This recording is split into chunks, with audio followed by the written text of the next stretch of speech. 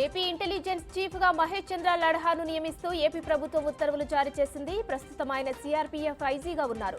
1998 AP cadre IPS officer Mahesh Chandra Ladha AP సర్వీస్లోకి పంపించాలని CM Chandrababu 2 రోజుల కిందటే కేంద్రానికి లేఖ రాశారు.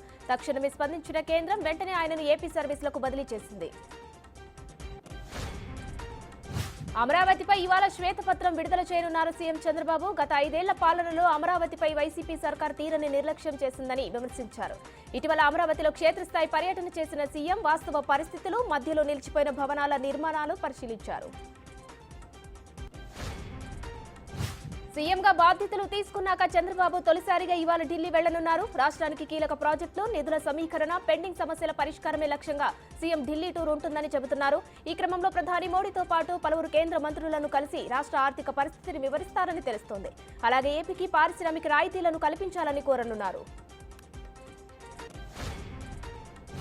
మంత్రులు, అధికారులతో సీఎం చంద్రబాబు వరుసగా సమీక్షలు నిర్వహించారు. గత ప్రభుత్వ విధానాల వల్ల ప్రజలు అనేక సమస్యలు ఉన్నారని, వాటి పరిష్కారానికి సత్వర చర్యలు తీసుకోవాలని దిశానిర్దేశం చేశారు. రాష్ట్రంలో ఇసుక లభ్యత, నూతన ఇసుక పాలసీపై ముఖ్యమంత్రి సమీక్షించారు. పాలనలో మార్పు స్పష్టంగా కనిపించేలా అధికారులు వేగంగా పనిచేయాలని తేల్చి చెప్పారు.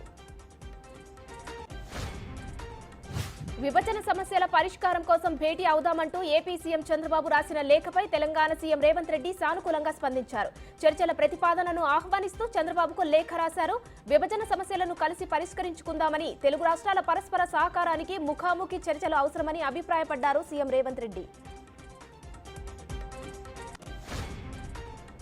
రైతు భరోసాపై మంత్రివర్గ ఉపసంఘం ఏర్పాటు చేస్తూ తెలంగాణ ప్రభుత్వం జీవో జారీ చేసింది. చైర్మన్ గా డిప్యూటీ సీఎం భట్టి విక్రమార్కను ఎంపిక చేసింది. కమిటీలో సభ్యులుగా మంత్రులు దుద్దిళ్ల శ్రీధర్ బాబు, పొంగులేటి శ్రీనివాసరెడ్డి, తుమ్మల నాగేశ్వరరావు ఉన్నారు. రైతు భరోసా విధి విధానాలను మంత్రివర్గ ఉపసంఘం సిఫార్సు చేయనుంది. తెలంగాణలో డ్రగ్స్ మాట వినబడాలంటే భయపడాలన్నారు CM Revanth Reddy. Friendly policing బాధితులకు మాత్రమే, నేరగాళ్లకు కాదన్నారు. డ్రగ్స్ నియంత్రణలో సమర్థవంతంగా పనిచేసిన వారికి పదోన్నతులు కల్పిస్తామన్నారు. సినీ పరిశ్రమ, మీడియా కూడా బాధ్యతగా తీసుకుని డ్రగ్స్ పై అవగాహన కల్పించాలన్నారు సీఎం రేవంత్ రెడ్డి. పోలవరంలో 4వ రోజు అంతర్జాతీయ నిపుణుల బృందం పర్యటించనుంది. డయాఫ్రమ్ వాల్ పై భిన్నాభిప్రాయాలు వ్యక్తమవుతున్నాయి. నేడు కేంద్ర జల సంఘం చైర్మన్ తో వీడియో కాన్ఫరెన్స్ నిర్వహించనున్నారు. సమగ్ర అధ్యయనం తర్వాతే తుది నిర్ణయాలుంటాయని నిపుణులు చెబుతున్నారు.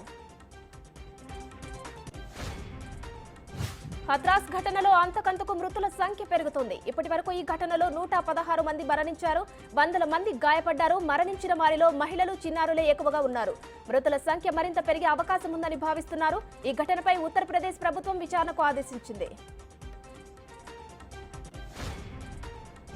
రాహుల్ గాంధీపై ప్రధాని నరేంద్ర మోడీ లోక్సభలో తీవ్రస్థాయిలో విరుచుకుపడ్డారు. సభలో చేసిన ప్రసంగంలో ఆయన ఆద్యంతం సానుభూతి కోసమే పాకులాడారంటూ ఆక్షేపించారు. నిండు సభలో రాహుల్ పిల్ల చేష్టలకు పాల్పడ్డారని, పచ్చి అబద్దాలతో సభను తప్పుదోవ పట్టించారని అన్నారు.